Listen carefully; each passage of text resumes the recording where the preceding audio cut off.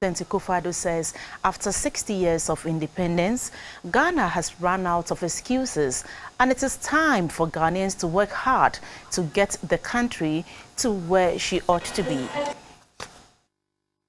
Excellency, the President of the Republic of Ghana, President Akufo-Addo. Ghana's journey as an independent state has been dogged with several challenges, including 7 coups d'etat. But since 1992, the political landscape has been stable, and this has also brought in its wake economic development for the past 24 years. Marking the 60th year anniversary, President Akufo-Addo recounted the role played by the forebears of Ghana's drive towards political independence, right from the days of the Aborigines Right Protection Society to the formation of the United Gold Coast Convention (UGCC). Our founders chose this day, March 6, as the date of our independence in order to repudiate the bond of 6 March 1844, which led to our land becoming a British colony. 53 years later, in 1897, 120 years ago, a group of our forebears was moved to start a campaign against the terms of the colonial relationship between what was then the Gold Coast and the United Kingdom. If the signing of the bond of 1844 marks the formal start of the Gold Coast colony, then the formation of the Aborigines Rights Protection Society on 4th August 1897 in Cape Coast marks the start of the struggle for political independence. The president, who had 3 of the big 6 from his family line, paid homage to all who in diverse ways helped in making the country what it is now. These include artists, musicians, chiefs, politicians, educationists, businessmen, and women. It is worth mentioning some of the names of the members of the society because, unfortunately, we do not often acknowledge their role.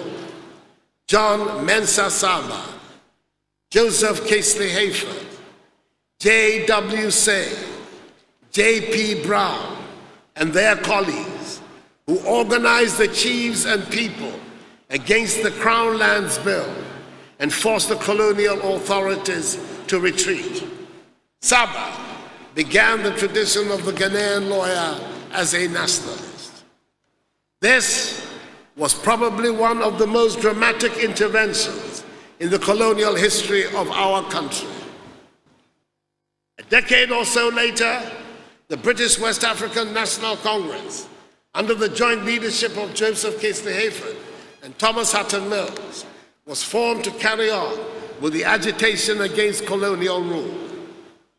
The next significant event in the struggle occurred on 4th August 1947, exactly 50 years later to the day of the formation of the Aborigines Rights Protection Society, when a group of nationalists gathered in Saltpond for the launch of the United Gold Coast Convention, the UGCC, the first political party in our country. The founders of the UGCC then met to demand independence from the British, and 70 years after that event, one still marvels at the clarity of thought and the passion that they displayed. Some of the names of that momentous day have survived in our written history and folklore.